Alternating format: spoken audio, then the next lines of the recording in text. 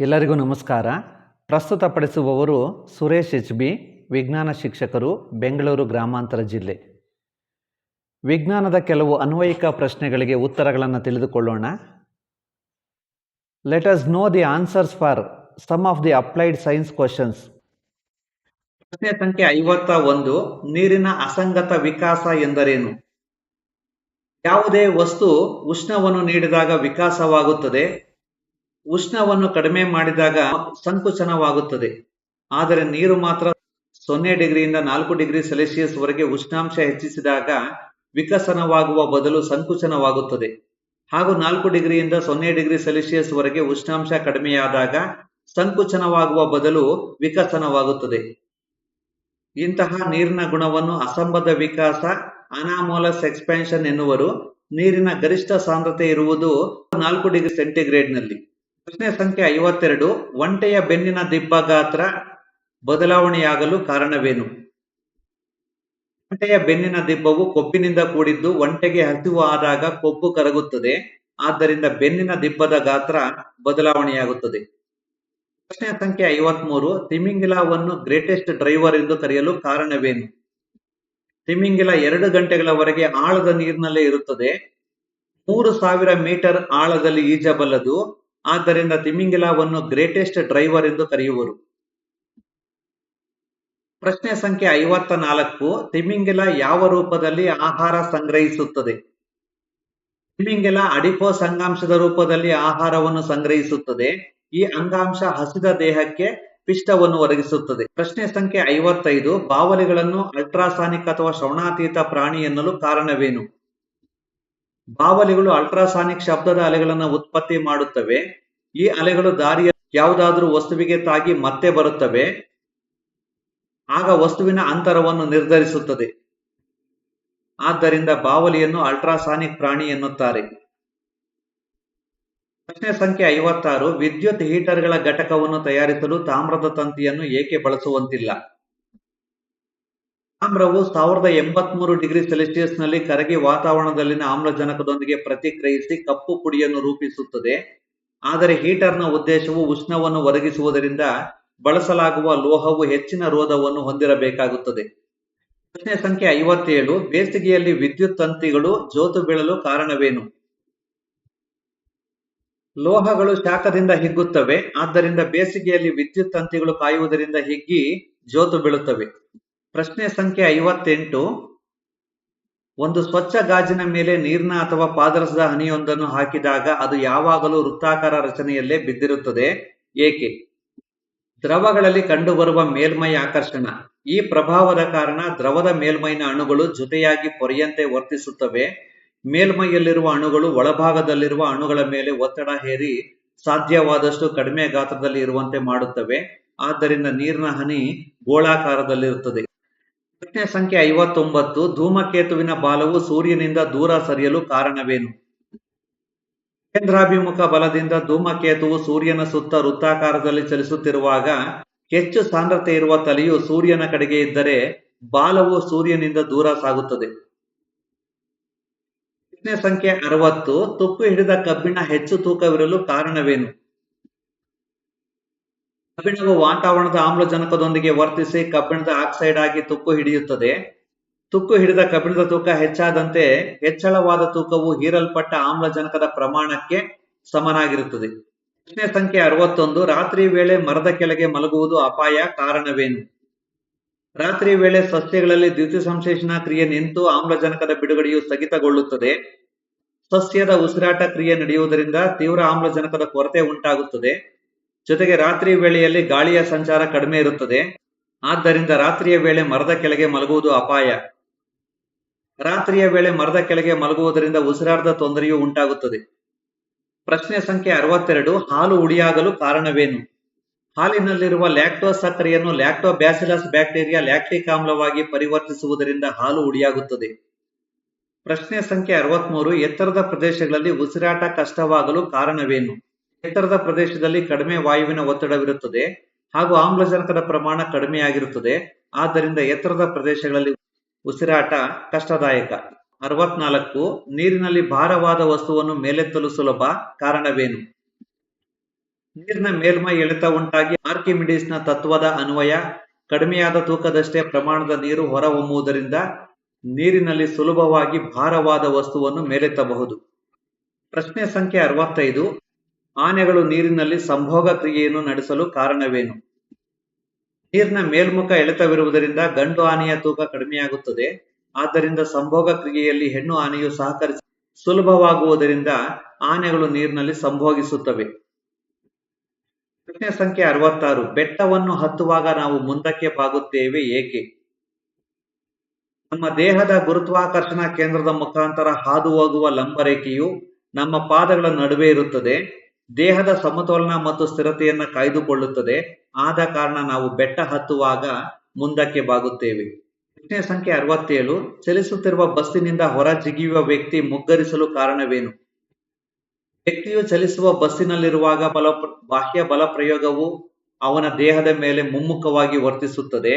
ವ್ಯಕ್ತಿಯು ಬಸ್ಸಿನಿಂದ ಹೊರಗೆ ಜಿಗಿದಾಗ ಅದೇ ಬಲ ಪ್ರಯೋಗವಾಗುವುದರಿಂದ ವ್ಯಕ್ತಿಯು ಮುಗ್ಗರಿಸುತ್ತಾನೆ. ಪ್ರಶ್ನೆ ಸಂಖ್ಯೆ 68. ಸಾಮಾನ್ಯ ಗಾಜಿನ ಲೋಟದೊಳಕ್ಕೆ ಅತಿ ಬಿಸಿ ದ್ರವವನ್ನು ಸುರಿದರೆ ಅದು ಬಿರುಕು ಬಿಡಲು ಕಾರಣವೇನು?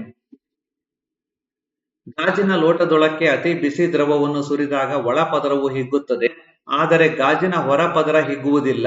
ಈ ಎರಡೂ ಪದರಗಳ ನಡುವಿನ ಹಿಗ್ಗುವಿಕೆಯ ವ್ಯತ್ಯಯದಿಂದ ಗಾಜಿನ ಲೋಟ ಬಿರುಕು ಬಿಡುತ್ತದೆ. ಪ್ರಶ್ನೆ ಸಂಖ್ಯೆ 69. ಬೋರ್ವೆಲ್ನ ನೀರು ಚಳಿಗಾಲದಲ್ಲಿ ಬಿಸಿಯಾಗಿಯೂ ಬೇಸಿಗೆಯಲ್ಲಿ ತಂಪಾಗಿಯೂ ಇರಲು ಕಾರಣವೇನು? ಬೋರ್ವೆಲ್ನ ನೀರು ಭೂಮಿಯ ಅಂತರಾಳದಿಂದ ಬರುತ್ತದೆ. ಹೀಗಾಗಿ ಹೊರಗಿನ ವಾತಾವರಣ ಭೂಮಿಯೊಳಗಿನ ಪರಿಸ್ಥಿತಿಗೆ ಸಾಕಷ್ಟು ವ್ಯತ್ಯಾಸವಿರುತ್ತದೆ. ಚಳಿಗಾಲದಲ್ಲಿ ಭೂಮಿಯೊಳಗಿನ ಉಷ್ಣತೆಗಿಂತ ಕಡಿಮೆ ಉಷ್ಣತೆ ವಾತಾವರಣದಲ್ಲಿದ್ದರೆ ಬೇಸಿಗೆಯಲ್ಲಿ ಜಾಸ್ತಿ ಉಷ್ಣತೆ ಇರುತ್ತದೆ. ಹೀಗಾಗಿ ಬೋರ್ವೆಲ್ನ ನೀರು ಚಳಿಗಾಲದಲ್ಲಿ ಬಿಸಿಯಾಗಿಯೂ ಬೇಸಿಗೆಯಲ್ಲಿ ತಂಪಾಗಿರುತ್ತದೆ. ಪ್ರಶ್ನೆ ಸಂಖ್ಯೆ 70. ಬಿಸಿಲು ಮಳೆಯ ನಂತರ ಕಾಮನ ಬಿಲ್ಲು ಕಾಣಿಸಲು ಕಾರಣವೇನು? ಬಿಸಿಲು ಮಳೆಯ ನಂತರ ನೀರಿನ ಅತಿ ಚಿಕ್ಕ ಕಣಗಳು ವಾತಾವರಣದಲ್ಲಿ ತೇಲಾಡುತ್ತಿರುತ್ತವೆ. ಸೂರ್ಯನ ಬೆಳಕಿನ ಕಿರಣಗಳು ನೀರಿನ ಹನಿಗಳ ಮೇಲೆ ಬಿದ್ದಾಗ ನೀರಿನ ಹನಿಗಳು ಆಶ್ರಗದಂತೆ ವರ್ತಿಸುವುದರಿಂದ ಬೆಳಕಿನ ವರ್ಣ ವಿಭಜನೆ, ಆಂತರಿಕ ಪ್ರತಿಫಲನ ಮತ್ತು ವಕ್ರೀಭವನ ಉಂಟಾಗುವುದರಿಂದ ಕಾಮನ ಬಿಲ್ಲು ಕಾಣಿಸಿಕೊಳ್ಳುತ್ತದೆ. ಪ್ರಶ್ನೆ ಸಂಖ್ಯೆ 71. ಸೋಡಾ ಬಾಟಲ್ ಅಥವಾ ಪೆಪ್ಸಿ ಬಾಟಲ್ ತೆರೆದಾಗ ಹೊರಬರುವ ಹೊಗೆಯಂತಹ ಅನಿಲ ಯಾವುದು? ಸೋಡಾ ಅಥವಾ ಪೆಪ್ಸಿ ಬಾಟಲ್ ತಯಾರಿಕೆಯಲ್ಲಿ ಇಂಗಾಲದ ಡೈಆಕ್ಸೈಡ್ ಅನ್ನು ಬಳಸುತ್ತಾರೆ. ಸೋಡಾ ಬಾಟಲ್ನ ಸೀಸದ ಮುಚ್ಚಳವನ್ನು ತೆರೆದಾಗ ದ್ರಾವಣದಲ್ಲಿ ಹೆಚ್ಚು ಒತ್ತಡದಲ್ಲಿ ಕರಗಿರುವ ಇಂಗಾಲದ ಡೈಆಕ್ಸೈಡ್ ಅನಿಲವು ರಭಸದಿಂದ ಹೊರಗೆ ಬರುತ್ತದೆ. ಇಂಗಾಲದ ಡೈಆಕ್ಸೈಡ್ ಬಣ್ಣ, ವಾಸನೆ ಇಲ್ಲದ ಅನಿಲ, ಆದರೆ ವಾಯುವಿಗಿಂತಲೂ ಭಾರವಾಗಿದೆ. ಈ ಅನಿಲವನ್ನು ದ್ರವ ಹಾಗೂ ಘನರೂಪಕ್ಕೆ ತರಬಹುದು. ಘನರೂಪಕ್ಕೆ ತಂದರೆ ಅದನ್ನು ಒಣ ಮಂಜುಗಡ್ಡೆ ಎನ್ನುತ್ತಾರೆ. ಪ್ರಶ್ನೆ ಸಂಖ್ಯೆ 72. ಈಜುಕೊಳವು ಇರುವ ಆಳಕ್ಕಿಂತ ಕಡಿಮೆ ಆಳವಿರುವಂತೆ ಕಂಡುಬರುವುದೇಕೆ? ಬೆಳಕಿನ ಕಿರಣಗಳು ಒಂದು ಮಾಧ್ಯಮದಿಂದ ಇನ್ನೊಂದು ಮಾಧ್ಯಮವನ್ನು ಪ್ರವೇಶಿಸಿದಾಗ ಸ್ವಲ್ಪ ಬಾಗುತ್ತವೆ. ವಾಯುಮಂಡಲವು ಕಡಿಮೆ ಸಾಂದ್ರತೆಯುಳ್ಳ ಮಾಧ್ಯಮವಾದರೆ ನೀರು ಹೆಚ್ಚು ಸಾಂದ್ರತೆಯ ಮಾಧ್ಯಮ. ಬೆಳಕಿನ ಪಥದಲ್ಲಿ ಬಾಗುವಿಕೆಯೇ ಕಾರಣವಾಗಿ ಈಜುಕೊಳದ ತಳ ಇರುವುದಕ್ಕಿಂತ ಸ್ವಲ್ಪ ಮೇಲೆ ಇರುವಂತೆ ಕಾಣುತ್ತದೆ. ಪ್ರಶ್ನೆ ಸಂಖ್ಯೆ 73. ಚಳಿಗಾಲದಲ್ಲಿ ಉಸಿರು ಬಿಟ್ಟಾಗ ನೀರಿನ ಬಾಷ್ಪವು ಕಂಡುಬರುತ್ತದೆ, ಆದರೆ ಬೇಸಿಗೆಯಲ್ಲಿ ಕಾಣುವುದಿಲ್ಲ. ಕಾರಣವೇನು? ನಾವು ಬಿಟ್ಟ ಉಸಿರಿನಲ್ಲಿದ್ದ ನೀರಿನ ಬಾಷ್ಪವು ಚಳಿಗಾಲದಲ್ಲಿ ತತ್ಕ್ಷಣವೇ ಚಿಕ್ಕ ಕಣಗಳಾಗಿ ರೂಪುಗೊಳ್ಳುವುದರಿಂದ ಗೋಚರವಾಗುತ್ತದೆ, ಆದರೆ ಬೇಸಿಗೆಯಲ್ಲಿ ಅವು ಕ್ಷಣ ಮಾತ್ರದಲ್ಲಿ ಆವಿಯಾಗುವುದರಿಂದ ಕಾಣುವುದಿಲ್ಲ. ಪ್ರಶ್ನೆ ಸಂಖ್ಯೆ 74. ಕಬ್ಬಿಣದ ಚಿಕ್ಕ ಗುಂಡು ನೀರಿನಲ್ಲಿ ಸುಲಭವಾಗಿ ಮುಳುಗುತ್ತದೆ, ಆದರೆ ದೊಡ್ಡ ಹಡಗು ತೇಲುತ್ತದೆ. ಕಾರಣವೇನು? ಕಬ್ಬಿಣದ ಗುಂಡು ತನ್ನ ತೂಕಕ್ಕಿಂತಲೂ ಕಡಿಮೆ ತೂಕದ ನೀರನ್ನು ಸ್ಥಾನಪಲ್ಲಟಗೊಳಿಸುವುದರಿಂದ ಮುಳುಗುತ್ತದೆ, ಆದರೆ ಹಡಗಿನ ಮುಳುಗಿದ ಭಾಗ ಹಡಗಿನ ತೂಕದಷ್ಟೇ ನೀರನ್ನು ಸ್ಥಾನಪಲ್ಲಟಗೊಳಿಸುವುದರಿಂದ ತೇಲುತ್ತದೆ. ಪ್ರಶ್ನೆ ಸಂಖ್ಯೆ 75. ವಿದ್ಯುತ್ ಬಲ್ಬ್ನಲ್ಲಿ ಬಳಸಲಾಗುವ ಫಿಲಮೆಂಟ್ ಅಥವಾ ತಂತು ಸುಟ್ಟು ಹೋಗುವುದಿಲ್ಲ ಏಕೆ? ವಿದ್ಯುತ್ ಬಲ್ಬ್ನಲ್ಲಿ ಟಂಗ್ಸ್ಟನ್ ತಂತುವನ್ನು ಬಳಸಲಾಗುತ್ತದೆ. ಇದರ ಕರಗುವ ಬಿಂದು 3410 ಡಿಗ್ರಿ ಸೆಲ್ಸಿಯಸ್, ಆದರೆ ಅದು ಹೊಳೆಯಲು ಬೇಕಾಗುವ ಉಷ್ಣಾಂಶ 2700 ಡಿಗ್ರಿ ಸೆಲ್ಸಿಯಸ್. ಹಾಗೂ ಬಲ್ಬಿನಲ್ಲಿ ಜಡ ಅನಿಲವನ್ನು ತುಂಬಿರುವುದರಿಂದ ಆಮ್ಲಜನಕವಿರುವುದಿಲ್ಲ. ಆದ್ದರಿಂದ ಟಂಗ್ಸ್ಟನ್ ತಂತು ಸುಲಭವಾಗಿ ಸುಟ್ಟು ಹೋಗುವುದಿಲ್ಲ. ಪ್ರಶ್ನೆ ಸಂಖ್ಯೆ 76. ಒಂದು ಬಾಟಲ್ ಅನ್ನು ನೀರಿನಿಂದ ಸಂಪೂರ್ಣವಾಗಿ ತುಂಬಿಸಿ ಅದರೊಳಗೆ ಮಂಜುಗಡ್ಡೆಯನ್ನು ತೇಲಿ ಬಿಡಲಾಗುತ್ತದೆ. ಹಾಗೆ ತೇಲಿ ಬಿಟ್ಟಾಗ ಬಾಟಲಿನಿಂದ ನೀರು ಹೊರ ಚೆಲ್ಲುವುದಿಲ್ಲ. ಆದರೆ ಮಂಜುಗಡ್ಡೆ ಕರಗಿದ ನಂತರ ನೀರು ಹೊರಚೆಲ್ಲಲು ಕಾರಣವೇನು? ನೀರಿನಲ್ಲಿ ಮಂಜುಗಡ್ಡೆಯನ್ನು ಹಾಕಿದಾಗ ಅಷ್ಟೇ ಪ್ರಮಾಣದ ಮಂಜುಗಡ್ಡೆ ನೀರಿನಿಂದ ರೂಪುಗೊಳ್ಳುತ್ತದೆ, ಆದರೆ ಮಂಜುಗಡ್ಡೆ ಕರಗಿದಾಗ ನೀರು ಹೊರಚೆಲ್ಲುತ್ತದೆ. ಪ್ರಶ್ನೆ ಸಂಖ್ಯೆ 76. ತಂಪಾಗಿನ ನೀರನ್ನು ಹೊಂದಿದ ಬಾಟಲಿನ ಹೊರಭಾಗದಲ್ಲಿ ಆರ್ದ್ರತೆ ಶೇಖರಗೊಳ್ಳುವುದು ಕಾರಣವೇನು? ಬಾಟಲಿನ ಹೊರಭಾಗವು ತಂಪಾಗಿರುತ್ತದೆ, ಅಂತಹ ಭಾಗದ ಮೇಲೆ ವಾತಾವರಣದಲ್ಲಿರುವ ಆರ್ದ್ರತೆಯು ಸಾಂದ್ರೀಕರಣಗೊಳ್ಳುತ್ತದೆ, ಆದ್ದರಿಂದಲೇ ಬಾಟಲಿನ ಹೊರಭಾಗದಲ್ಲಿ ನೀರಿನ ಹನಿಗಳು ಕಂಡುಬರುತ್ತವೆ. ಪ್ರಶ್ನೆ ಸಂಖ್ಯೆ 77. ಆಗಸದಲ್ಲಿ ಮೋಡ ತುಂಬಿಕೊಂಡಿದ್ದರೆ ಚಳಿಗಾಲದ ರಾತ್ರಿಯು ಬೆಚ್ಚಗಾಗಿರುತ್ತದೆ, ಕಾರಣವೇನು? ಮೋಡಗಳು ಉಷ್ಣದ ದುರ್ಬಲ ವಾಹಕಗಳು, ಭೂಮಿಯಿಂದ ವಿಕಿರಣ ರೂಪದಲ್ಲಿ ಚಿಮ್ಮಿ ಬರುವ ಉಷ್ಣವನ್ನು ತಡೆಯುತ್ತವೆ. ಹೀಗೆ ಉಷ್ಣವು ವಾಯುಮಂಡಲದಲ್ಲಿಯೇ ಉಳಿಯುವುದರಿಂದ ಚಳಿಗಾಲದ ಮೋಡ ತುಂಬಿದ ರಾತ್ರಿಗಳು ಬೆಚ್ಚಗಿರುತ್ತವೆ. ಪ್ರಶ್ನೆ ಸಂಖ್ಯೆ 78. ಮೋಡ ತುಂಬಿದ ಹಗಲುಗಳು ತಂಪಾಗಿರುತ್ತವೆ, ಕಾರಣವೇನು? ಮೋಡಗಳು ದುರ್ಬಲ ಉಷ್ಣವಾಹಕಗಳು, ಅವು ಸೂರ್ಯನಿಂದ ಬಂದ ವಿಕಿರಣಗಳನ್ನು ಭೂಮಿಗೆ ತಲುಪುವುದಕ್ಕೆ ಬಿಡುವುದಿಲ್ಲ, ಆದ್ದರಿಂದ ಮೋಡ ತುಂಬಿದ ಹಗಲುಗಳು ತಂಪಾಗಿರುತ್ತವೆ. ಪ್ರಶ್ನೆ ಸಂಖ್ಯೆ 79. ವಾಹನಗಳು ನಯವಾದ ಜಾಗದಲ್ಲಿ ಚಲಿಸಿದಾಗ ಜಾರಲು ಕಾರಣವೇನು? ನಯವಾದ ಜಾಗದಲ್ಲಿ ಘರ್ಷಣೆ ಕಡಿಮೆ ಇರುತ್ತದೆ. ಯಾವುದೇ ವಸ್ತು ಚಲಿಸಿದಾಗ ನಿಲ್ಲಲು ಘರ್ಷಣೆ ಬೇಕಾಗುತ್ತದೆ, ಆದ್ದರಿಂದ ನಯವಾದ ಜಾಗದಲ್ಲಿ ಚಲಿಸುವ ವಾಹನಗಳು ಜಾರುತ್ತವೆ. ಪ್ರಶ್ನೆ ಸಂಖ್ಯೆ 80. ಸಾವನ್ನಪ್ಪುತ್ತಿರುವ ವ್ಯಕ್ತಿಗೆ ನಾಡಿ ಮಿಡಿತವನ್ನು ನೋಡಲು ಕಾರಣವೇನು? ಅಪಧಮನಿ ರಕ್ತನಾಳಗಳ ಒಳಗೋಡೆಯ ಮೇಲೆ ಉಂಟಾಗುವ ಆಂತರಿಕ ಒತ್ತಡಕ್ಕೆ ನಾಡಿ ಮಿಡಿತ ಎನ್ನುವರು. ಇದನ್ನು ಪರೀಕ್ಷಿಸುವುದರ ಮೂಲಕ ವ್ಯಕ್ತಿಯ ಹೃದಯದ ಬಡಿತವನ್ನು ಗುರುತಿಸಬಹುದು, ಆದ್ದರಿಂದ ಸಾಯುತ್ತಿರುವ ವ್ಯಕ್ತಿಗೆ ನಾಡಿ ಮಿಡಿತವನ್ನು ಪರೀಕ್ಷಿಸುತ್ತಾರೆ. ಪ್ರಶ್ನೆ ಸಂಖ್ಯೆ 81. ಸ್ಕರ್ವಿ ರೋಗಿಗಳಿಗೆ ವಿಟಮಿನ್ ಸಿ ಯನ್ನು ಒದಗಿಸುವ ವಸ್ತುಗಳನ್ನು ತಿನ್ನಲು ಸಲಹೆ ನೀಡಲು ಕಾರಣವೇನು? ನಮ್ಮ ದೇಹದಲ್ಲಿ ವಿಟಮಿನ್ ಸಿ ಅನ್ನಾಂಗದ ಕೊರತೆಯಿಂದ ಸ್ಕರ್ವಿ ರೋಗ ಉಂಟಾಗುತ್ತದೆ. ಇದನ್ನು ತಡೆಯಲು ವಿಟಮಿನ್ ಸಿ ಅನ್ನಾಂಗಯುಕ್ತ ಆಹಾರವನ್ನು ಬಳಸಲು ಸಲಹೆ ನೀಡುತ್ತಾರೆ. ಪ್ರಶ್ನೆ ಸಂಖ್ಯೆ 82. ಚಳಿಗಾಲದಲ್ಲಿ ಎಣ್ಣೆ ಕಾಳುಗಳನ್ನು ಸೇವಿಸಬೇಕು, ಏಕೆ? ನಮ್ಮ ದೇಹದಲ್ಲಿ ಕೊಬ್ಬು ಚಳಿಗಾಲದಲ್ಲಿ ಘನೀಕರಿಸಿ ಚರ್ಮದ ತಳಭಾಗದಲ್ಲಿ ಪರ್ಯಾಪ್ತ ಆಮ್ಲದ ರೂಪದಲ್ಲಿ ಸಂಗ್ರಹವಾಗುತ್ತದೆ. ಕೊಬ್ಬಿನ ಕೊರತೆಯಿಂದ ಚರ್ಮ ಸೀಳಿಕೊಳ್ಳುತ್ತದೆ, ಆದ್ದರಿಂದ ಇದನ್ನು ತಡೆಯಲು ಎಣ್ಣೆ ಕಾಳುಗಳನ್ನು ಸೇವಿಸಬೇಕು. ಪ್ರಶ್ನೆ ಸಂಖ್ಯೆ 83. ಧ್ರುವ ಪ್ರದೇಶದ ವಾಹನಗಳ ಇಂಜಿನ್ಗಳಲ್ಲಿ ಶೈತ್ಯ ರೋಧಕ ಆಂಟಿ ಫ್ರೀಜ್ ವಸ್ತುವನ್ನು ಏಕೆ ಬಳಸುತ್ತಾರೆ? ಕೆಲವು ಶೀತ ಹೆಚ್ಚಾಗಿರುವ ದೇಶದಲ್ಲಿ ದಿನದ ಉಷ್ಣಾಂಶವು 0°C ಗಿಂತ ಕಡಿಮೆ ಇರುತ್ತದೆ. ಅಂತಹ ಸಂದರ್ಭದಲ್ಲಿ ವಾಹನಗಳ ಇಂಧನ ಹೆಪ್ಪುಗಟ್ಟಿ ಎಂಜಿನ್ ಕಾರ್ಯನಿರ್ವಹಿಸುವುದಿಲ್ಲ. ಇಂತಹ ಎಂಜಿನ್ಗಳು ಶೀತದಲ್ಲೂ ಕಾರ್ಯನಿರ್ವಹಿಸುವಂತೆ ಮಾಡಲು ಇಥಿಲೀನ್ ಗ್ಲೈಕಾಲ್ ಬಳಸುತ್ತಾರೆ. ಇದನ್ನು ಸೇರಿಸಿದಾಗ ಇಂಧನವು ಹೆಪ್ಪುಗಟ್ಟುವುದಿಲ್ಲ. ಪ್ರಶ್ನೆ ಸಂಖ್ಯೆ 84. ನದಿಯಲ್ಲಿ ಈಜುವುದಕ್ಕಿಂತ ಸಮುದ್ರದಲ್ಲಿ ಈಜುವುದು ಸುಲಭವೇಕೆ? ಸಮುದ್ರದ ನೀರು ಹೆಚ್ಚು ಸಾಂದ್ರತೆಯನ್ನು ಹೊಂದಿರುತ್ತದೆ, ಹೀಗಾಗಿ ನದಿ ನೀರಿಗಿಂತಲೂ ಹೆಚ್ಚಿನ ಪ್ಲವನತೆಯನ್ನು ಒದಗಿಸಿ ಈಜುವವರನ್ನು ತೇಲಿಸುತ್ತದೆ. ಪ್ರಶ್ನೆ ಸಂಖ್ಯೆ 85. ಯಾರು ವೇಗವಾಗಿ ಈಜುವುದನ್ನು ಕಲಿಯಲು ಸಾಧ್ಯ? ದಪ್ಪಗಿರುವವರು ಅಥವಾ ತೆಳುವಾದವರು? ದಪ್ಪ ವ್ಯಕ್ತಿಯ ದೇಹ ಹೆಚ್ಚು ನೀರನ್ನು ವಿಸ್ಥಾಪನೆಗೊಳಿಸುವುದರಿಂದ ಅವನು ತೆಳು ವ್ಯಕ್ತಿಗಿಂತಲೂ ಸುಲಭವಾಗಿ ತೇಲುತ್ತಾನೆ. ಮನಸ್ಸು ಮಾಡಿದರೆ ಆತ ಬೇಗನೆ ಈಜುವುದನ್ನು ಕಲಿಯಬಹುದು. ಪ್ರಶ್ನೆ ಸಂಖ್ಯೆ 89. ದ್ವಿನಾಮ ನಾಮಕರಣ ಎಂದರೇನು? ಯಾರನ್ನು ದ್ವಿನಾಮ ನಾಮಕರಣದ ಪಿತಾಮಹ ಎಂದು ಕರೆಯಲಾಗುತ್ತದೆ? ಜೀವಿಗಳನ್ನು ವೈಜ್ಞಾನಿಕವಾಗಿ ಹೆಸರಿಸುವ ಪದ್ಧತಿಯನ್ನು ದ್ವಿನಾಮ ನಾಮಕರಣ ಎನ್ನುತ್ತೇವೆ. ಕರೋಲಸ್ ಲಿನೇಯಸ್ ಅವರನ್ನು ದ್ವಿನಾಮ ನಾಮಕರಣದ ಪಿತಾಮಹ ಎಂದು ಕರೆಯಲಾಗುತ್ತದೆ. ಪ್ರಶ್ನೆ ಸಂಖ್ಯೆ 86. ಗುಡುಗಿಗಿಂತ ಮೊದಲು ಮಿಂಚು ಏಕೆ ಕಾಣಿಸಿಕೊಳ್ಳುತ್ತದೆ? ಬೆಳಕಿನ ವೇಗ ಶಬ್ದದ ವೇಗಕ್ಕಿಂತಲೂ ಹೆಚ್ಚು, ಹೀಗಾಗಿ ಮಿಂಚು ಗುಡುಗುಗಳೆರಡೂ ಒಟ್ಟಿಗೆ ಸಂಭವಿಸಿದರೂ ಮಿಂಚು ಮೊದಲು ಕಾಣಿಸುತ್ತದೆ, ನಂತರ ಗುಡುಗು ಕೇಳಿಸುತ್ತದೆ. ಪ್ರಶ್ನೆ ಸಂಖ್ಯೆ 87. ಶಸ್ತ್ರಚಿಕಿತ್ಸೆಯ ಸಂದರ್ಭದಲ್ಲಿ ನೋವು ನಿವಾರಕಗಳನ್ನು ಹಾಗೂ ಪ್ರಜ್ಞಾಹೀನ ರಾಸಾಯನಿಕ ಕ್ಲೋರೋಫಾರಂ ವಸ್ತುಗಳನ್ನು ಬಳಸಲು ಕಾರಣವೇನು? ಶಸ್ತ್ರಚಿಕಿತ್ಸೆಯ ಸಂದರ್ಭದಲ್ಲಿ ಉಂಟಾಗುವ ನೋವನ್ನು ತಡೆಯಲು ಹಾಗೂ ನಂತರದ ನೋವನ್ನು ನಿವಾರಿಸಲು ಪ್ರಜ್ಞಾಹೀನ ಮತ್ತು ನೋವು ನಿವಾರಕಗಳನ್ನು ಬಳಸುತ್ತಾರೆ. ಸಾಮಾನ್ಯವಾಗಿ ಕ್ಲೋರೋಫಾರಂ ಅನ್ನು ಪ್ರಜ್ಞಾಹೀನ ರಾಸಾಯನಿಕ ವಸ್ತುವಾಗಿ ಬಳಸುತ್ತಾರೆ.